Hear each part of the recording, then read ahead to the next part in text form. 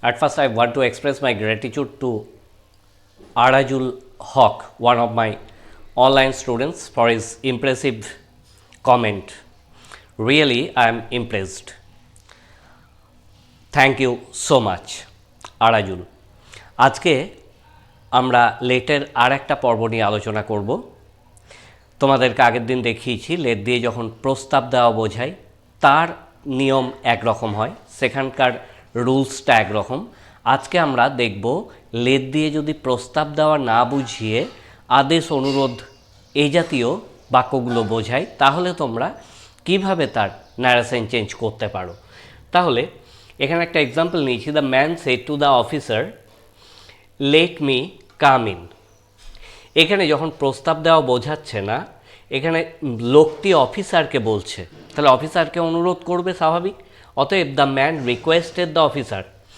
আগে প্রস্তাব দেওয়া বোঝালে আমি দেখিয়েছি টুটা রিপোর্টিং ভার্বের পরে বসে, কিন্তু প্রস্তাব না হলে টু বসবে না। অতএব the man requested the officer that he might be allowed to come in. তাহলে এখানে যে ডিফারেন্সটা দেখতে পাচ্ছ, দ্যাট বসানোর পরে কমা কোটেশন উঠে গিয়ে লিঙ্কার বসেছে দ্যাট, এখানে পার্সন পরিবর্তন হয়েছে, মি থেকে হি হয়েছে, তাহলে দ্যাটের পরে প্রথমেই সাবজেক্টটা বসলো। সাবজেক্ট বসানোর পরে লেটের পরিবর্তে তোমাদেরকে মাইট বি অ্যালাউড টু এতটা বসাতে হবে, মাইট বি অ্যালাউড টু। তারপরে বাকি অংশ যেটা আছে কাম ইনটা বসলো। নেক্সট দেখো, she said let me do it. এখানে লেট মি ডু ইট এর দ্বারা আদেশ, অনুরোধ কি করছে ঠিকমতো অর্থ প্রকাশ হচ্ছে না।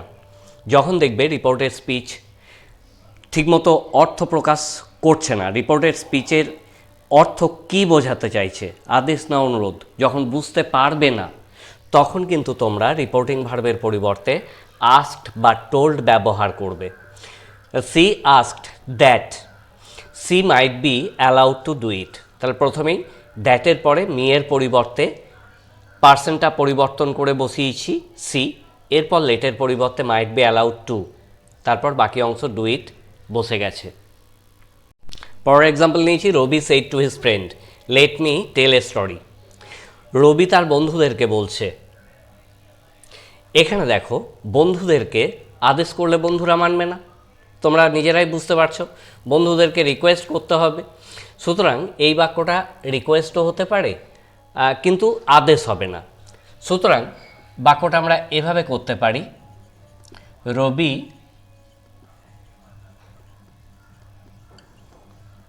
requested his friends that he might be allowed to tell a story. তোমাদের নিশ্চয়ই বন্ধু আছে, তোমরা নিজেরাও বুঝতে পারছো বন্ধুদেরকে অর্ডার করা যাবে না, অর্ডার করলে তোমার কথা মোটেই পাত্তা দেবে না। সুতরাং বন্ধুদেরকে রিকোয়েস্ট ছাড়া কিন্তু চলবে না। তাই এখানে আমি রিকোয়েস্টেড শব্দটা ব্যবহার করলাম, Rabi requested his friends that he might be allowed to do it. তাহলে লেটের পরিবর্তে he might be allowed to. Next দেখো, Munni said let me have a cup of tea. চা পান করতে চাচ্ছে মুন্নি, সুতরাং এটা উইস, অতএব মুন্নি উইজড, এটাকে ডাইরেক্ট করতে পারো। হ্যাভ মেন ভার্ব আছে, to have a cup of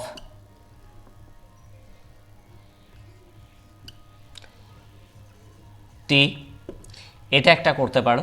অথবা যে নিয়মে করছিলাম সেই নিয়মেও করতে পারো, Munni wished that she might have a cup of tea।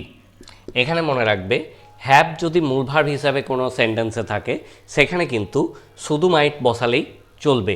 এখানে তোমরা মাইট বি অ্যালাউড টুও বসাতে পারো। তাহলে একটা বিষয় মনে রাখবে, সাবজেক্ট বসানোর পর মাইট বি অ্যালাউড টু তোমরা প্রত্যেকটা ক্ষেত্রেই বসাতে পারো, কিন্তু শুধু মাইট শব্দটা সব জায়গায় বসানো যায় না। হ্যাভ থাকলে মাইটের ব্যবহার হয়, বা কিছু কিছু বিশেষ ক্ষেত্রে মাইট শুধু মাইটের ব্যবহার হবে এই ধরনের ন্যারেশনের ক্ষেত্রে। তাহলে এর যে নিয়মগুলো আছে তোমরা মনে রাখবে, নোট করে নিতে পারো, লিখে নাও। 1 নাম্বার, রিপোর্টিং ভার্বের পরিবর্তে বাক্যের অর্থ অনুসারে রিকোয়েস্ট, অর্ডার এগুলোর পাস্টের রূপ বসবে, রিকোয়েস্টেড, অর্ডার্ড বসবে। তবে বাক্যের অর্থ ঠিকমতো বোঝা না গেলে সেক্ষেত্রে আস্ক বা টোল্ড বসে। 2 নাম্বার হচ্ছে কমা এবং কোটেশন বা ইনভার্টেড কমা উঠে গিয়ে দ্যাট লিঙ্কার হিসাবে বসবে। দ্যাট বসানোর পরে সাবজেক্টটাকে পরিবর্তিত রূপে বসাতে হবে, অর্থাৎ পার্সনের যে পরিবর্তন হচ্ছে সেটা। এরপর লেটের পরিবর্তে মাইট বি অ্যালাউড টু অথবা শুধু মাইট বসে। তাহলে এই বিষয়গুলো যদি মনে রাখতে পারো, এই ধরনের ন্যারেশন কিন্তু খুবই সহজ। যদি বুঝতে না পারো আমাকে অবশ্যই জানাও।